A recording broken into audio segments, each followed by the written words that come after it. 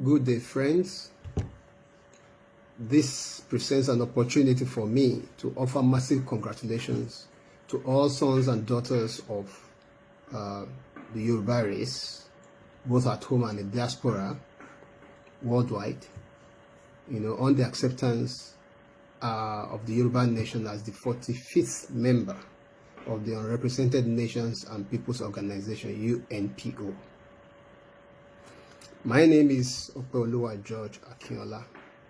I'm the coordinator of the UNPO Steering Committee in the Yoruba World Congress, YWC. The YWC, Yoruba World Congress, is an umbrella organization of all Yoruba self-determination and socio-cultural groups who are making moves and coordinating to achieve the best for the Yoruba presently and unfortunately in the nation called Nigeria. The YWC is under the able leadership, the dynamic leadership of Professor Banji Akintoye. Why is this important? This is important because this great stride represents a very important step in the quest to achieve our collective goal of autonomy, self-determination, statehood, and independence for the Yoruba nation. With the UNPO registration and acceptance, Yoruba now has a voice on the international stage via the machinery of the UNPO, which maintains a permanent presence before the European Union, the United States Congress, and the United Nations. Now we can bring out our organs of representation like a parliament and an indigenous people's government with a flag which has always been there before the 1960 independence of Nigeria, was there during the First Republic. So all these things can be brought to bear. It's all legal. And I will afford everybody to check the United Nations statutes and the African Charter of Human and People's Rights, which Nigeria is signatory to, for clarifications on this. Finally, it affords us the opportunity to participate in advocacy training, worldwide cultural festivals, election monitoring observations, and sports activities for the unrepresented nations. Presently, it's only the undiscerning that can conclude that Nigeria is at peace, that all is well with Nigeria. It's evident to all and sundry and anybody who cares to check that this country cannot survive as it is presently constituted. A lot has been said about restructuring, to resource control, sovereign national conference, and a lot of issues have come up. But all these ones have been rebuffed because some interests would not want it to happen. But you see, there are always rationales for decisions that are taken by every interest group, either for or against what we're saying. But in this particular instance, we cannot talk for others. We can only talk for the Yoruba nation, as represented by the Yoruba World Congress. So to be able to stem the tide and escape from the inevitable problems that will arise, Yoruba has decided to seek the peaceful way out of all this mess. For anybody who cares to know, there is a tsunami of gigantic proportions that is approaching Nigeria, and this is happening at an awesome speed. Every day, things start happening. Things continue to happen. More negative than the past. Every day is worse than the day before. And horrendous, unimaginable things continue to happen. If we are to be wise, we must take action positively. The Nigerian society is obviously inequitable. There is nepotism and crass favoritism presently being exhibited by the government in power. Even the purveyors of the federal character principle, who are talking about marginalization of the North at a particular point, are now the people that are championing favoritism and corruption at the highest level, where every lever of power in Nigeria is headed by a Fulani Northern Muslim. There is an obvious, sinister, nihilistic, open, barefaced agenda to dominate, annihilate, subject, and occupy the south of Nigeria, especially Yoruba land. Our farmlands, inner cities, city streets, and waterways are occupied by people of doubtful origin. People of the Fulani stock who have aligned themselves with some foreigners who speak neither English nor any indigenous Nigerian language except Fufude, the language of the Fulani. And they have continued to terrorize our farmlands, abduct our Yoruba citizens, burn down forests and farmlands, kidnap people, maim, rape them, butcher them, destroy whole communities.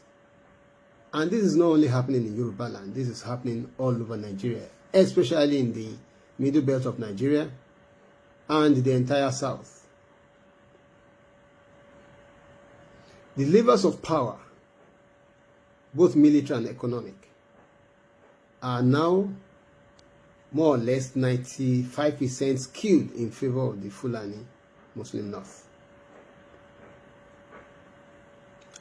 The armed forces, the Navy, the Air Force, and the Army, 2 out of the 3 are headed by Northern Muslims, except the Navy. All security agencies, almost all of them, the police,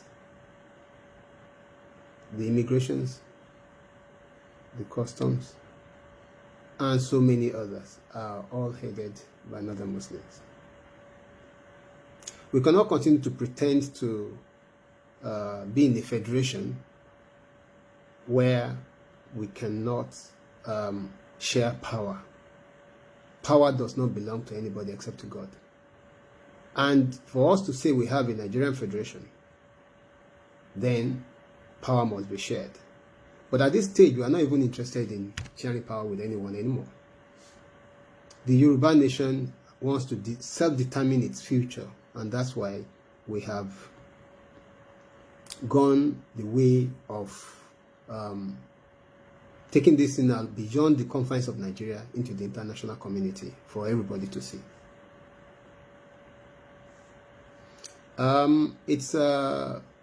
If you check history, you will discover that most Yoruba leaders who have been our acclaimed leaders have either been disgraced, imprisoned, or killed. The list is endless. Right from our avatar, Chief Obafemi Awolowo, who was jailed for trumped up treasonable charges, to Kashima Olawale Abiola,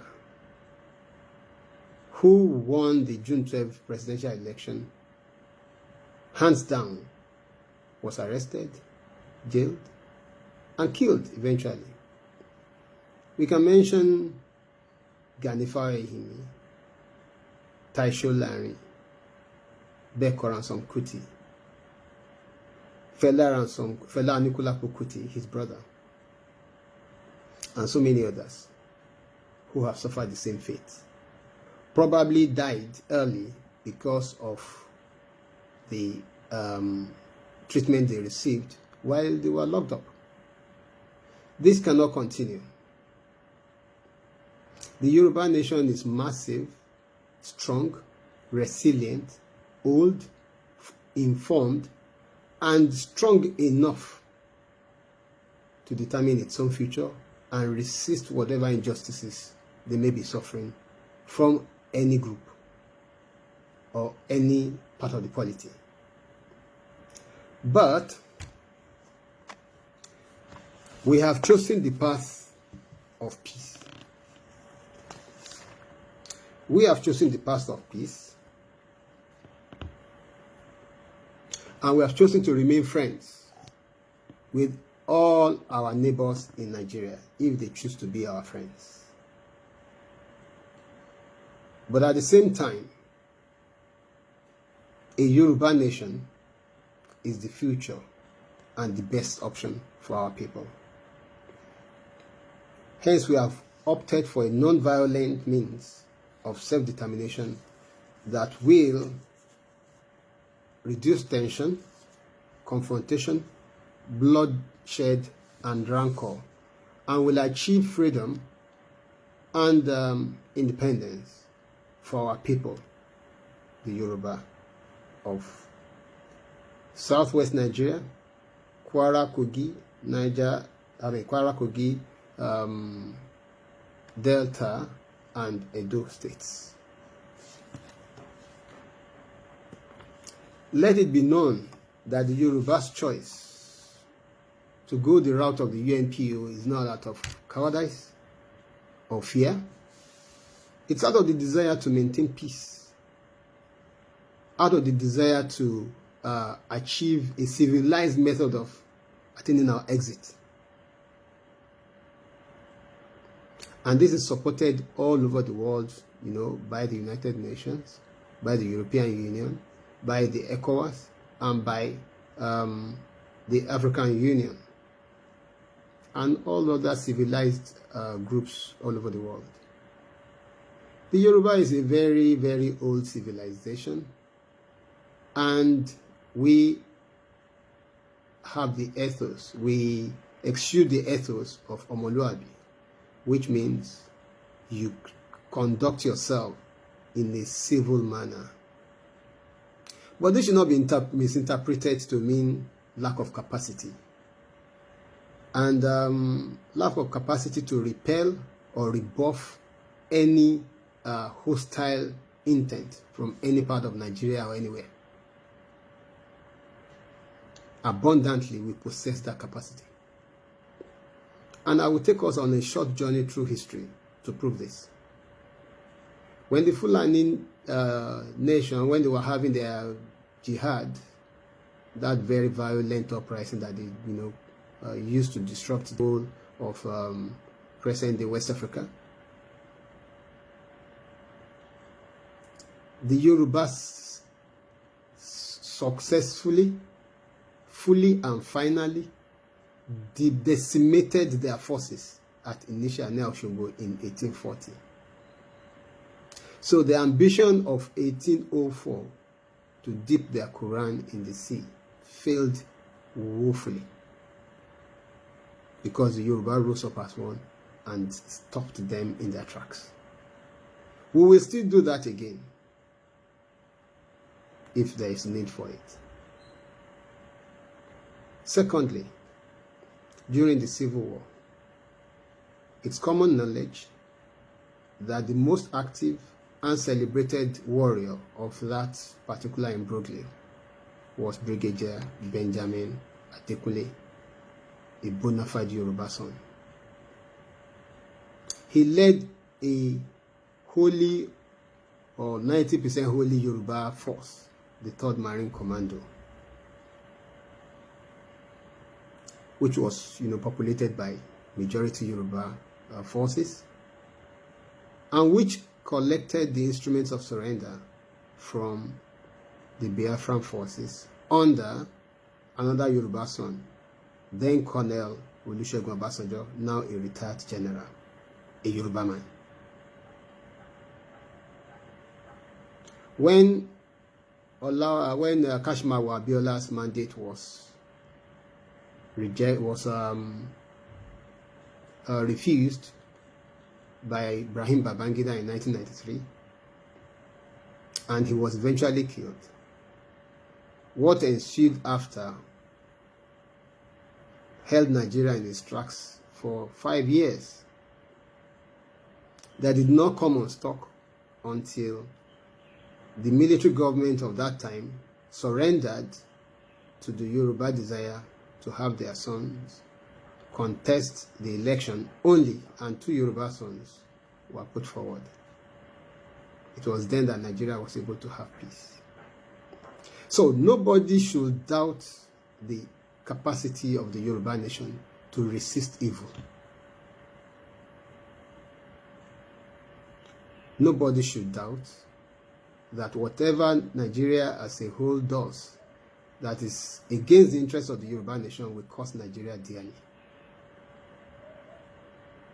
So it is always better to tread the path of peace, good neighborliness, friendship, and civility. So attempting to trample on the interest of the Yoruba, odua, we will not take it down lying low. That is why we have taken all these problems beyond the borders of Nigeria to the plates and the tables of the international community.